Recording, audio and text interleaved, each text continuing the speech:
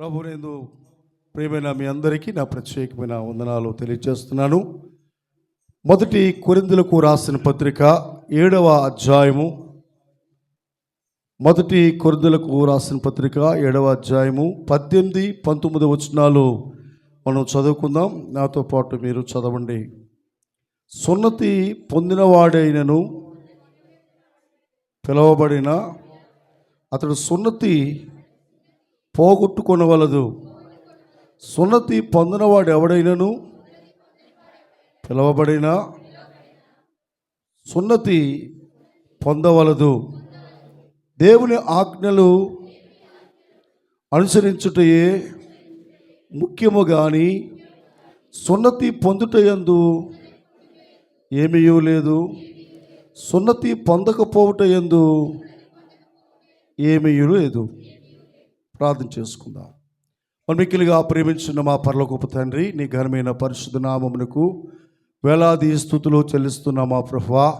నీ అత్యంతమైన కృపను బట్టి దేవా, ఈ దినము నీ పాదముల దగ్గర కూర్చున్న బిడ్డలందరిని బట్టి నీకు వందనాలు. రాత్రి చక్కని వాక్యంలో నడిపించినందుకు నీకు వందనాలు దేవా. ఈ దినము మరొక పర్యాయము నీ వాక్యం ద్వారా మేము అనేక విషయాలు నేర్చుకోవడానికి సహాయం చేయమని యేసు పరిశుద్ధ నామములో అడుగుచున్నాము తండ్రి, ఆమేన్. అపోస్తలుడు పౌలు గారు కొరింథీ సంఘానికి రాస్తున్న మాటలు మనం చూస్తూ ఉన్నాం. రెండు విషయాలు ఇక్కడ ప్రస్తావన చేశాడు. ఒకటి సున్నతి, రెండు దేవుని ఆజ్ఞలు. ఎన్ని విషయాలు ప్రస్తావన చేశాడు? రెండు విషయాలు ప్రస్తావన చేశాడు. యూదులకు సున్నతి చాలా ప్రాముఖ్యమైనది. సున్నతి ఎవరి ద్వారా ప్రారంభించబడింది అంటే అబ్రహాము గారి ద్వారా. అబ్రహాము గారు హయాములో దేవుడు సున్నతి చేయాలని దేవుడు కోరాడు. అబ్రహాము ఇంట్లో వారిని, అబ్రహాము వెలబెట్టి కొన్నవారిని, అబ్రహాము సంబంధించిన వారందరూ, పురుషులందరూ కూడా సున్నతి చేయించుకోవాలి. సున్నతి చెయ్యనివాడు మరణమవుతాడు అని వాక్యం చూస్తున్నాం. అలాగే కొత్త నిబంధనలోకి వచ్చేటప్పటికి ఆ సున్నతిని దేవుడు కొంత మార్పు చేశాడు. ఏమిటి ఆ మార్పు అంటే, సున్నతికి బదులుగా హృదయాన్ని సున్నతి చేసుకుని మారు మనసు పొంది పాపక్షమాపణ నిమిత్తము ప్రతివాడు కూడా బాప్తిసం పొందాలి. బాప్తిసం పొందినవాడు శిక్షింపబడతాడు అని మనము దేవుని వాక్యంలో చూస్తున్నాం. కాబట్టి పౌలు అంటున్నాడు, సున్నతి ముఖ్యమా, ఆజ్ఞ ముఖ్యమా అని అడిగితే పౌలు ఏమని సమాధానం చెప్తున్నాడు? ఆజ్ఞయే ముఖ్యము అని సమాధానం చెప్తున్నాడు. ఆజ్ఞ అంటే ఏంటి? తూచా పాటించవలసిన దానిని ఆజ్ఞ అన్నారు. సలహా అంటే ఏంటి? పాటిస్తే పాటించు, లేకపోతే లేదు. ఆజ్ఞకు సలహాకు తేడా మనము గమనించాలి. ఆజ్ఞ అంటే ఖచ్చితంగా మనము దానిని పాటించవలసిన వారమై ఉన్నాము. హల్లెలూయా, హల్లెలూయా.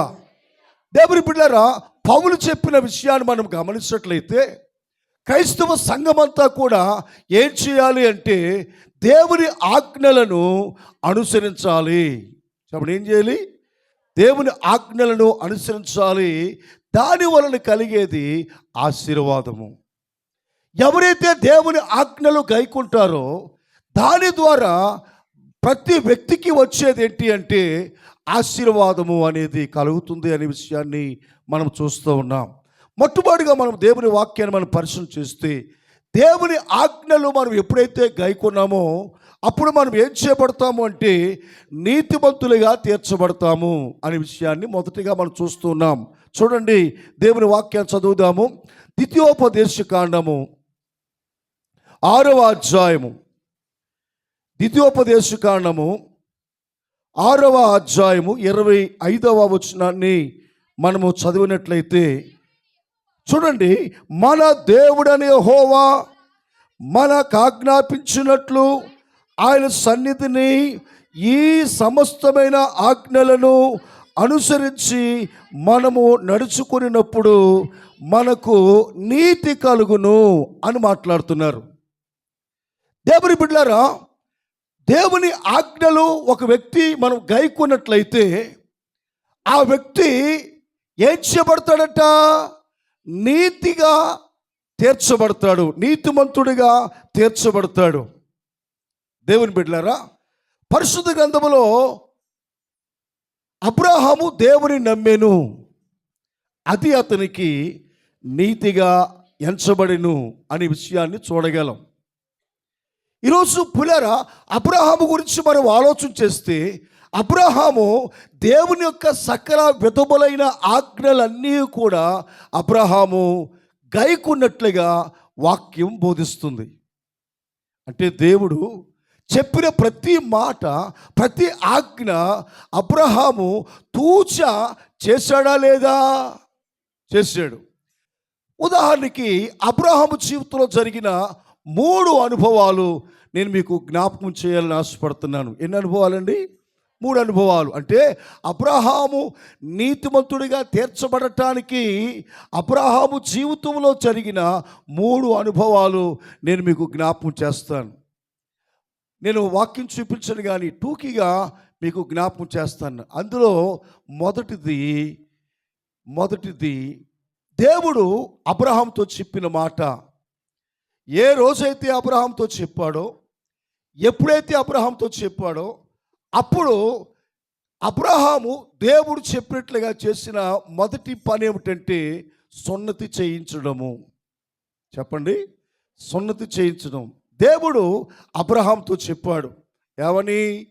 నీవును నీ ఇంటిలో ఉన్నవారును వెలబెట్టి కొనబడిన వారును ప్రతివారు కూడా సున్నతి పొందాలి అని దేవుడు అబ్రహాముకి తెలియచేశాడు. దేవునికి స్తోత్రం కలుగునుగాక. హల్లెలూయా, హల్లెలూయా. ఆదికాండము 17వ అధ్యాయము 10వ వచనము, 11వ వచనము, 12వ వచనాన్ని మనం చదివితే, అక్కడ 13వ వచనం చదివితే ఈ మాటలు మనం చూడగలం. మీరు చదవద్దులండి, మీరు ఇంటికి వెళ్ళి చదువుకోండి. ఉదాహరణ చెప్తున్నాను. ఆదికాండము 17వ అధ్యాయము 10 నుంచి 14 వచనాల వరకు మనము చదివినప్పుడు ఈ విషయాలు మనకు అర్థమవుతాయి. అదే 17వ అధ్యాయము 23, 24 వచనాల్లో కూడా చూస్తే అబ్రహాము సున్నతి చేసినట్లుగా మనము చూస్తున్నాం. మచ్చుకు ఒక మాటను మనము చదవాలని నేను ఆశపడుతూ ఉన్నాను. దేవునికి స్తోత్రం కలుగును గాక. హల్లెలూయా. అందులో 23వ వచనం చదువుదాం. 23వ వచనం, 17, 23. అప్పుడు అబ్రహాము తన కుమారుడైన ఇస్మాయేలును, తన ఇంట పుట్టిన వారందరినీ, తన వెండితో కొనబడిన వారందరినీ, అబ్రహాము ఇంటి మనుషులలో ప్రతి వారిని పట్టుకొని, చూడండి, దేవుడు తనతో చెప్పిన ప్రకారము ఆ దినమందే వారి గోప్యాంగ చర్మమును సున్నతి చేసెను. ఈ వచనములో ఒక మాట మనకి జ్ఞాపకం వస్తుంది. ఏమిటి? దేవుడు తనతో చెప్పిన ప్రకారము అనే మాట మనం చూస్తున్నాం. చెప్పండి, దేవుడు ఒక చెప్తే అబ్రహాము ఇంకొకటి చేయలేదు. చూడండి, మనం ఏం చేస్తాం? వాక్యం ఏమిటి చెప్తుందో అది చెయ్యం. మనము ఏం చెయ్యాలనుకుంటే అది చేస్తాం. మనం ఎలా ఉండాలనుకుంటే అలాగా ఉంటాము. అది తప్పు. దేవుని బిడ్డలారా, దేవుడు మనతో ఏమి మాట్లాడుతున్నాడో అది చేయడము, అది నీకు ఆశీర్వాదకరం. కాబట్టి ప్రియరా, అబ్రహాము ఎందుకు నీతిమంతుడిగా తీర్చబడ్డాడు అంటే మొదటి కారణము, దేవుడు తనతో చెప్పిన ప్రకారముగా అబ్రహాము సున్నతి చేయించుకున్నాడు. అది మొదటి కారణం. రెండవ కారణాన్ని మనం చూస్తే, దేవుడు అబ్రహాముతో చెప్పిన రెండవ మాట ఏంటంటే, దేవుడు అబ్రహాముతో చెప్పిన రెండవ మాట ఏంటో తెలుసా? ఆగరుని, ఇస్మాయేలుని విడిచిపెట్టమన్నాడు దేవుడు. శారా నీతో ఏదైతే చెప్పిందో, శారా చెప్పిన రీతిగా నీవు ఆగరుని ఇస్మాయేలు తీసుకుని నీవు అరణ్యములో విడిచిపెట్టమని దేవుడు చెప్పాడు. దేవుని స్తోత్రం కలుగును గాక. హల్లెలూయా. దేవుడు చెప్పాడు. దేవుడు చెప్పిన ప్రకారంగా దేవుని బిడ్డలారా అబ్రహాము ఏం చేశాడు? విడిచిపెట్టాడా? విడిచిపెట్టలేదా? చెప్పండి. అబ్రహాము దేవుడు ఏదైతే చెప్పాడో ఆ ప్రకారముగా దేవుడు హాగరుని ఇస్మాయేలుని తీసుకువెళ్ళి ఎక్కడ వదిలిపెట్టాడు? అరణ్యములో విడిచిపెట్టేశాడు. అది రెండవ మాట.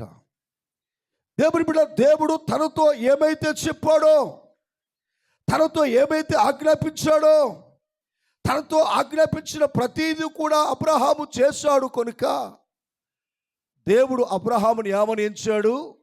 నీతిమంతుడు అని ఎంచాడు. హల్లెలూయా. మూడవ మాట చూస్తే, ఆది కాండంలో మనం చూస్తే మూడవ మాట, మొదటి మాట ఏంటి? సున్నతి చేయించుకోమన్నాడు. రెండవ మాట ఏంటి? ఆగరుని ఇస్మాయేలుని నీవు శారా చెప్పినట్లుగా నువ్వు అరణ్యములో విడిచిపెట్టిరా అని చెప్పినప్పుడు మారు మాట మాట్లాడకుండా అబ్రహాము విడిచిపెట్టాడు. అబ్రహాముకి హాగరుకి ఇస్మాయేలుకి వారి మధ్య ఉన్న సంబంధం దాదాపు ఇంచుమించు 17 సంవత్సరాల అనుబంధము వారి మధ్య ఉంది. ఆగరుతో కలిసిన అనుబంధం, ఇస్మాయేలు అబ్రహాముకి కలిగిన అనుబంధం ఎన్ని సంవత్సరాలు? 17 సంవత్సరాలు వారి జీవిత అనుబంధం ఉంది. ఏమండి, దేవుడు చెప్పినప్పుడు నాయనా ఇన్ని సంవత్సరాలు మా ఇద్దరికి బంధం ఉంది, ఎలా విడిచిపెట్టమంటావు అని అడిగాడా? మొదటి మాట, నాయనా నేను నా కొడుకు సున్నతి చేయించుకుంటాం, కానీ నా ఇంట్లో ఉన్న మనుషులు నా మాట వింటారా, వాళ్ళు చేయించుకుంటారా అని అన్నాడా? మనమైతే ఏమంటాం? మమ్మల్ని రమ్మంటే మేము గుడికి వస్తాం, కానీ మా ఇంట్లో మా పిల్లలు ఎలాగ రమ్మంటామండి, వాళ్ళు వస్తారేటండి అంటాం మనం. కానీ పిల్లలు, దేవుడు ఏది చెప్పాడో అది ఖచ్చితంగా 100కి 100 పాటలు అబ్రహాము పాటించాడు. మొదటి మాటలో పాటించాడు, రెండవ మాటలో పాటించాడు, మూడవ మాట ఏంటి తెలుసా? అబ్రహాముతో దేవుడు అంటున్నాడు, అబ్రహామా నీవు ప్రేమించుచున్న ఇస్సాకును నాకు బలిగా ఇమ్ము అన్నాడు. దేవుడు ఏ రోజైతే చెప్పాడో ఆ రోజే అబ్రహాము తన కుమారుని తీసుకుని హోరేబు కొండకి వెళ్ళి తన కుమారుని దేవునికి బలిగా ఇవ్వటానికి ఇష్టపడ్డాడు. అంటే పిల్లరా, అబ్రహాము ఏం చేశాడు? దేవుని ఆజ్ఞలన్నిటిని కూడా చెప్పండి చేశాడు. దేవుని ఆజ్ఞల ప్రకారంగా చేశాడు. కనుక దేవుని ఆజ్ఞ ప్రకారం చేసిన అబ్రహాము జీవితాన్ని దేవుడు ఎలా ఎంచాడు అంటే నీతిగా ఎంచాడు. హల్లెలూయా. ఎలా ఎంచాడు? నీతిగా ఎంచాడు. ఈరోజు దేవుని బిడ్డలారా, దేవునికి కావాల్సింది ఎవరో తెలుసా? అనీతిమంతులు కాదు, దేవునికి కావాల్సింది నీతిమంతులు కావాలి. దేవునికి నీతిమంతులు కావాలి. దేవుడు నీతిమంతుల కొరకు కనిపెడుతున్నాడు, నీతిమంతుల కొరకు ఎదురు చూస్తున్నాడు. దేవుని బిడ్డలారా, మన జీవితాన్ని మనం పరిశీలన చేస్తే మనము నీతిమంతులమా? రోమీయులకు రాసిన పత్రికలో అపోస్తలుడు పౌలు 3వ అధ్యాయం అంటాడు, నీతిమంతుడు ఒకడును లేడు, నీతిమంతుడు లేడు, ఒక్కడును లేడు అని రోమీయులకు రాసిన పత్రిక 3వ అధ్యాయంలో చెప్పాడు. అంటే భూమి మీద ఎవరు లేరు? అమ్మా చెప్పండి, ఎవరు లేరు? నీతిమంతులు లేరు. అంటే నీతిమంతులు లేరు అంటే దానికి అర్థం ఏంటి? భూమి మీద ఎక్కువ అనీతిమంతులే ఉన్నారు, అవిశ్వాసులే ఉన్నారు. అయితే అదే మాట చెప్పిన పౌలు 5వ అధ్యాయం 1వ వచనంలో ఏమన్నాడు?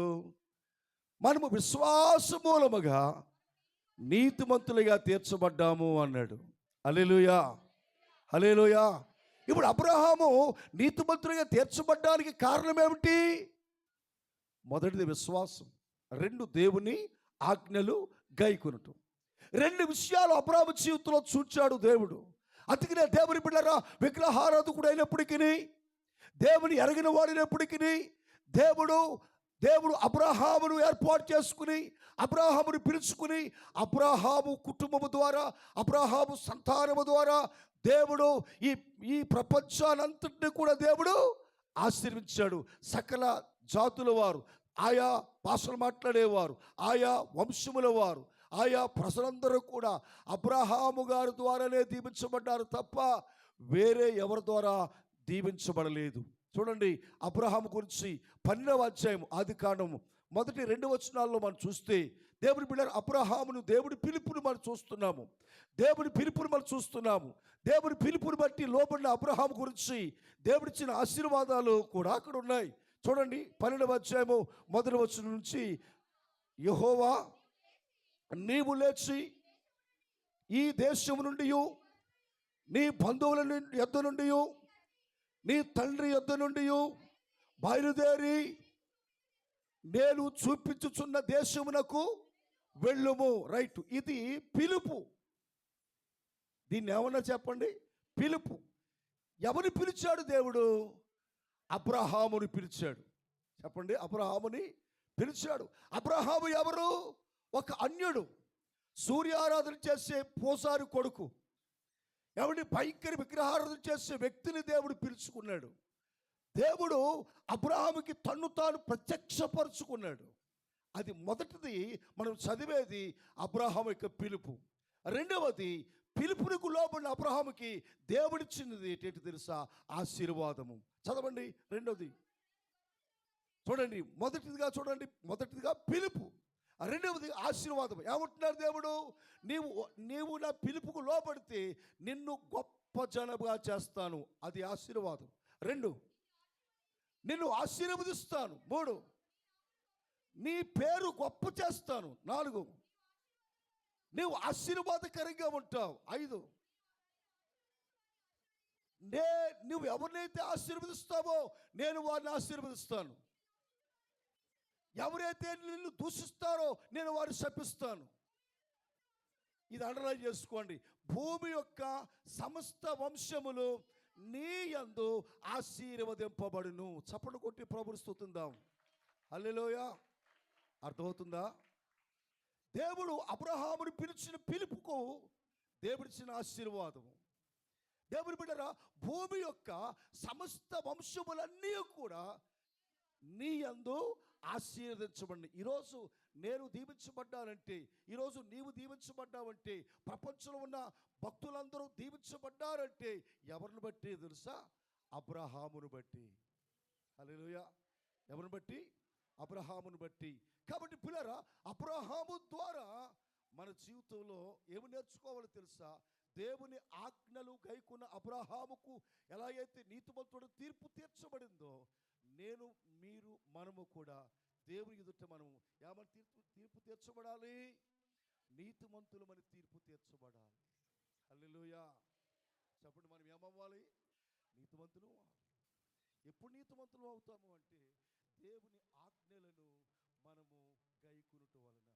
అదే పౌలు చెప్తున్నాడు, సున్నతి అంత ప్రాముఖ్యమైనది కాదు.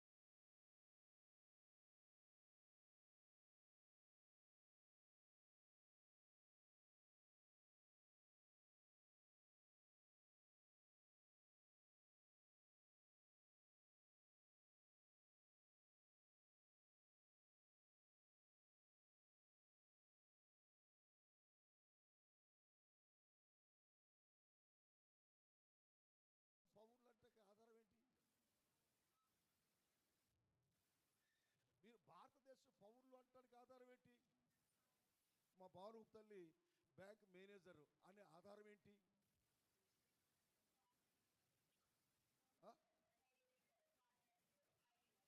రైట్. ఆవిడ ఆఫీసులో ఒక ట్యాగ్ కూడా తగిలించుకుంటుంది. దాన్ని ఏమంటారు? Identity card. ఐడెంటిటీ కార్డు బట్టి ఆ గుమ్మస్తా, లేకపోతే ప్యూనా, మేనేజరా, క్యాషియరా ఏదోటి మనకు తెలుస్తుంది కదా. భారతదేశ పౌరులు అని తెలియటానికి మనకున్న ఆధారం ఏంటి? Aadhaar card, voter card. అవునా? నాకు ఆధార్ కార్డు ఉంది కదా, నేను ఎడమవైపున వెళ్ళకుండా కుడివైపున వెళ్తానంటే ఊరుకుంటాడా? నేను ఎడమవైపున వెళ్ళండి, మనం ఎప్పుడు ఎడమవైపు వెళ్ళాలి, కుడివైపున వెళ్ళాలి. రత్నం గారు మన కాకినాడ వెళ్ళాలనుకోండి, ఎడమవైపున వెళ్ళాలా కుడివైపున వెళ్ళాలా? నిజమేనా? విజయరత్న చెప్పినట్టు కరెక్టే.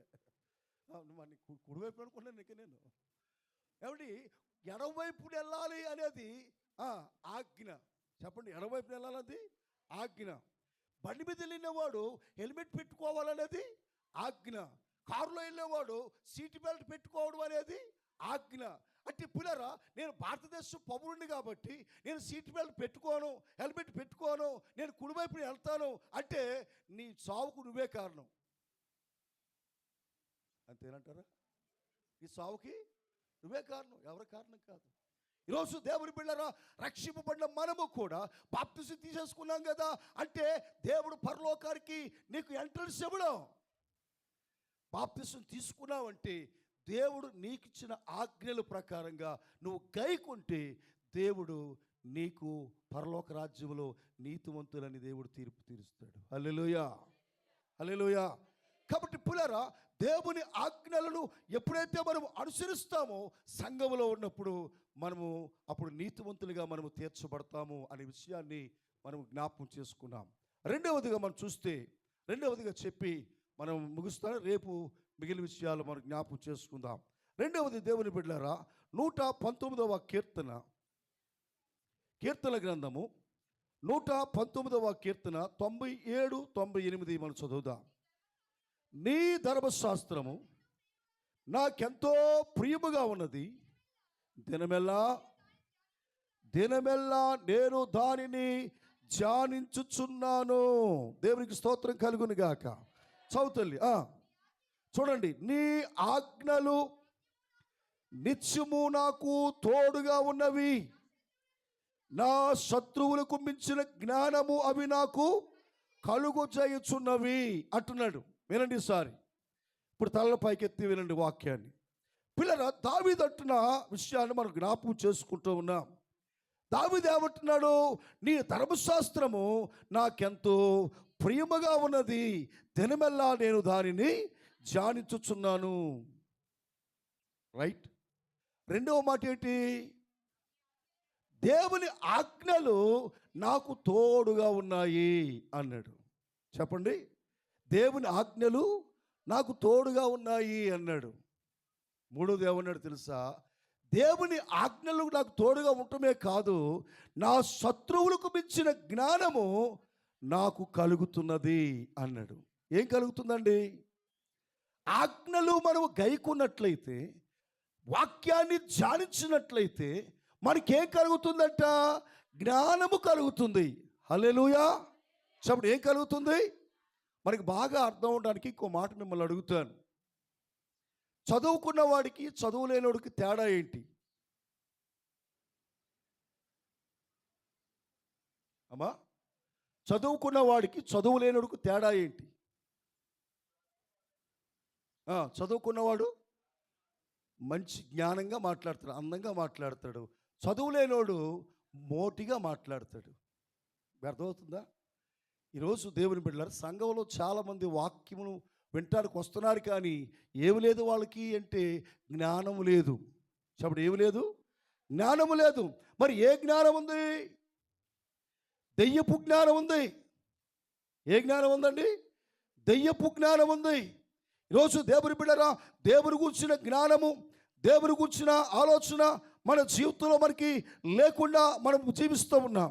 కనుక దేవుని బిడ్డరా, మన బ్రతుకులలో దేవుని గురించిన జ్ఞానము మనకి కావాలి అంటే మనం ఏం చేయాలి తెలుసా? దేవుని ఆజ్ఞలను మనం ఏం చేయాలి? గైకొనాలి. చెప్పండి, ఏం గైకొనాలి? దేవుని ఆజ్ఞలు గైకొనాలి. ఎవరైతే దేవుని ఆజ్ఞలు గైకుంటారో వారు దేవుని జ్ఞానము కలిగి ఉంటారు.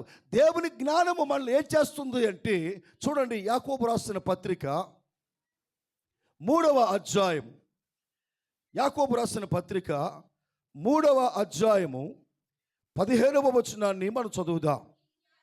చూడండి, అందరూ తీసుకున్నారా? యాకోబు రాసిన పత్రిక 3వ అధ్యాయము 15వ వచనం. ఈ జ్ఞానము పైనుండి దిగవచ్చిన దైవచ్చినది కాక, భూ సంబంధమైనది, ప్రకృతి సంబంధమైనది, దయ్యముల జ్ఞానము వంటిదైనై ఉన్నది. ఎలయనగా మత్సరము, వివాదము ఎక్కడ ఉండునో అక్కడ అల్లరియు ప్రతి నీచ కార్యంలో ఉండును. అది ఏ జ్ఞానము? భూ సంబంధమైన జ్ఞానం. ఏ జ్ఞానము? చెప్పండి, ఏ జ్ఞానం అండి? భూ సంబంధమైన జ్ఞానము. రెండవది దెయ్యముల జ్ఞానము. అంటే పిల్లరా, భూ సంబంధమైన జ్ఞానము ఉన్నది అంటే మనలో ఏమి లేదు? దేవుని వాక్యము, దేవుని ఆజ్ఞలు మన జీవితంలో లేవు. నేను మొన్న చెప్పాను కదా, రక్షింపబడిన వారికి ఉండవలసిన లక్షణాల గురించి చెప్పాను. అందులో ఏంటి? చెడ్డ వాటిని విసర్జించాలి. 2, వాక్యాన్ని హృదయములో ఉంచుకోవాలి అనే విషయాన్ని చెప్పడం జరిగింది. ఇప్పుడు పులారా, దేవుని కూర్చున్న జ్ఞానము లేనివారు ఎలా ఉంటారో అనేది ఇక్కడ వ్రాయబడింది. దేవుని కూర్చున్న జ్ఞానము లేనివారు ఎలా ఉంటారట? మత్సరము. మత్సరము అంటే ఏంటి? అసూయ. ఇతరులతో అసూయగా ఉంటారు. రెండవది వివాదము. ఏమంటే అసూయ, వివాదము అంటే గొడవలు ఎక్కడ ఉన్నాయో అక్కడ, అల్లరి ఎక్కడ ఉందో అక్కడ, నీచమైన కార్యములు ఎక్కడ ఉన్నాయో అక్కడ దెయ్యముల జ్ఞానం ఉంటుంది. ఏ జ్ఞానము చెప్పాలి? ఏ జ్ఞానము? దెయ్యముల జ్ఞానము. కాబట్టి పిల్లరా, దేవుని ఆజ్ఞలు గైకున్న వాడికి ఏ జ్ఞానం ఉంటుంది అంటే దైవ జ్ఞానం ఉంటుంది. చూడండి, అదే విషయాన్ని మనము 17వ వచనం కూడా చదువుదాం. అయితే పైనుండి వచ్చు జ్ఞానము మొదట పవిత్రమైనది, తరువాత సమాధానకరమైనది, మృదువైనది, సులభముగా లోబడినది, కనిక్రముతోను మంచి ఫలములతోనూ నిండుకొనినది, పక్షపాతమైనను వేషధారణైనను లేనిదై ఉన్నది. నీతి ఫలము సమాధానము చెయ్యువారికి సమాధానమందు విత్తబడును అనే విషయాన్ని చూస్తున్నాం. హల్లెలూయా. ఇక్కడ ఎన్ని జ్ఞానాలు చూసాం మనము? 2 జ్ఞానాలు. ఒకటి భూ సంబంధమైనది, దెయ్యముల జ్ఞానము చూసాం. ఈ భూ సంబంధమైన జ్ఞానము, దెయ్యముల జ్ఞానములు ఏముంది? మత్సరం ఉంది, దెబ్బలాట్లు ఉన్నాయి, అల్లరి ఉంది, నీచమైన కార్యాలు ఉన్నాయి. ఇది ఏ జ్ఞానము? భూ సంబంధమైన జ్ఞానం. అయితే పులరా, దేవుని ఆజ్ఞలను ఎప్పుడైతే మనము పాటిస్తూ ఉంటామో అప్పుడు ఆ వాక్యము, ఆ యొక్క ఆజ్ఞలు మనల్ని ఏం చేస్తాయట? జ్ఞానవంతులుగా చేస్తాయి. చెప్పండి, ఏం చేస్తాయి? జ్ఞానవంతులుగా చేస్తాయి. అందుకని సామెతల గ్రంథం అంతా కూడా ఎక్కువ జ్ఞానము గురించి వ్రాయబడింది కదా. కాబట్టి పిల్లరా, పైనుండి వచ్చు జ్ఞానము అన్నాడు. ఎక్కడి నుంచి వచ్చే జ్ఞానము? భూ సంబంధమైన జ్ఞానం ఏటో విన్నాము. పైనుండి వచ్చే జ్ఞానం ఏంటి? ఇప్పుడు మొట్టమొదట పవిత్రమైనది. చెప్పండి ఏంటండి? మొదట అది పవిత్రమైనది, రెండవది సమాధానకరమైనది, మూడవది మృదువైనది, నాలుగవది సులభముగా లోబడినది, ఐదవది కనిక్రమ కలిగినది, ఆరవది మంచి ఫలములతో నిండినది, ఏడవది పక్షపాతమైనను వేషధారణ అయినను లేనిదై ఉన్నది. హల్లెలూయా. అర్థమైన వాళ్ళు దేవుని స్తోత్రం చెప్పండి. అర్థం కాని వాళ్ళు ఆమేన్ చెప్పండి. అర్థమైపోయిందట అందరికీ. దేవుని బిడ్డలారా, ఇక్కడ మనం చూసినప్పుడు పౌలు అంటున్నాడు, సున్నతి కంటే ఆజ్ఞ గైకొనటం చాలా ప్రాముఖ్యం. ఈ ఆజ్ఞ మనం ఏం చేస్తుందంటే నీతిమంతులుగా చేస్తుంది. రెండవది, ఈ ఆజ్ఞ ఏం చేస్తుందంటే దేవుడు వచ్చిన జ్ఞానాన్ని ఇస్తుంది మనకి. హల్లెలూయా. దేవుని బిడ్డ, భూ సంబంధమైన జ్ఞానమేమో ఎలా ఉంది మనం చూసాము. పైనుండి వచ్చే జ్ఞానం ఏముందట? మొదట పవిత్రమైనది, అందులో ఎటువంటి కళంకము లేదు. ఈ మధ్యన గొడవ ఎక్కువైపోయింది, పాలలో కలమసం ఎక్కువైపోయిందండి, కల్తీ పాలు వస్తున్నాయండి. ఏమండి, కల్తీ పాలు లేని పాలు ఎక్కడ దొరుకుతాయి మనకి?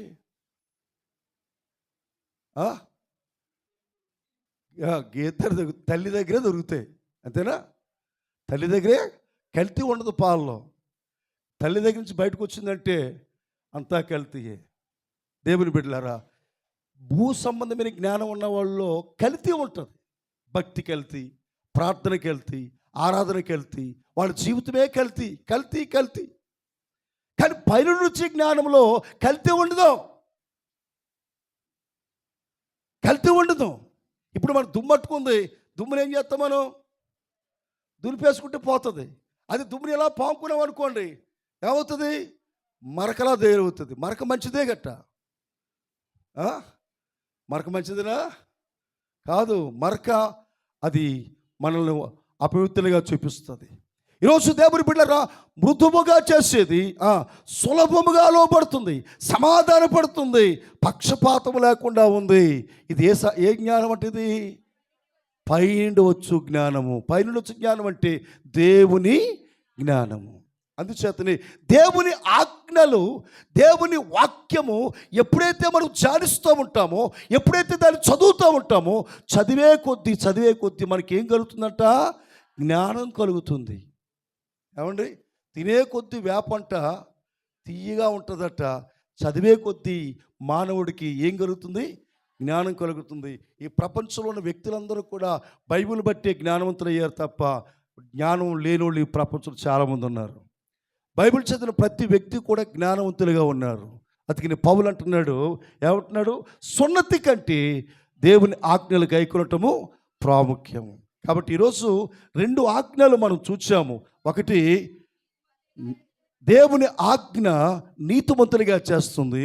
2, దేవుని ఆజ్ఞ మనలను జ్ఞానవంతులుగా చేస్తుంది, తెలివైన వారిగా చేస్తుంది, మృదువైన వారిగా చేస్తుంది, సులభముగా లోబడేవారిగా చేస్తుంది, విధేయత కలిగిన వారిగా చేస్తుంది, పక్షపాతం లేని వారిగా చేస్తుంది, సమాధానం కలిగిన వారిగా చేస్తుంది, నీతి అను ఫలము ఫలించేవారిగా చేస్తుంది. ఏది అంటే దేవుని గూర్చిన జ్ఞానము. ఆ జ్ఞానము నీకుందా? ఆ జ్ఞానమును కలిగి ఉన్నావా? లేకపోతే ఈ రాత్రి, నాయనా ఆ జ్ఞానం నాకు కావాలి ప్రభువా అని సొలొమోను ప్రార్థన చేసినట్లుగా మనము కూడా ఏం చేయాలి, ప్రార్థన చేయాలి. సొలొమోను దేని కొరకు ప్రార్థన చేశాడు కదా? ఏమండి, నాకైనా మీకైనా మనకైనా ఈ లైవ్లో వాక్యం వింటున్న వారైనా ఏం కావాలో తెలుసా? జ్ఞానం కావాలి. జ్ఞానం లేకపోతే మనము చెడిపోతాం, సమాజం చెడిపోతుంది, భవిష్యత్తు అంధకారం అయిపోద్ది. కాబట్టి ఈరోజు మనకు కావలసిన జ్ఞానాన్ని దేవుని అడుగుదాం. దేవుడు తప్పకుండా ఆ జ్ఞానాన్ని దేవుడు మనకి ఇస్తాడు. దేవుడి మాటలు దీవించుగాక. ఆమేన్. ప్రార్థన చేసుకుందాం. దయగల మా తండ్రి, పరిశుద్ధుడా, నీ ఘనమైన పరిశుద్ధ నామమునకు వేలాది స్తుతులు చెల్లిస్తున్నాము. దేవా, ఈ రాత్రి సమయంలో నైనా దేవునికి ఆజ్ఞలు గైకొనటము అది ప్రాముఖ్యమని మరి పౌలు గారు చెప్పిన కొరింథీ పత్రికల మాటను గురించి మేము ఆలోచించినప్పుడు 2 లోతైన అనుభవాలు, లోతైన విషయాలు మీరు మాతో మాట్లాడుతూ వచ్చారు. ప్రభువా, నీ జ్ఞానము మమ్మలను నీతిమంతులుగా చేస్తుంది. దేవా, నీ ఆజ్ఞ మమ్మల్ని నీతిమంతులుగా చేస్తుంది. నీ ఆజ్ఞ మమ్మలను జ్ఞానవంతులుగా చేస్తుంది. మేము జ్ఞానవంతులుగా ఉండగలిగిన భాగ్యాన్ని మాకు దయచేయండి. పెట్టబడిన వాక్యం అందరి హృదయాల్లో ఫలింపు చేయండి ప్రభువా.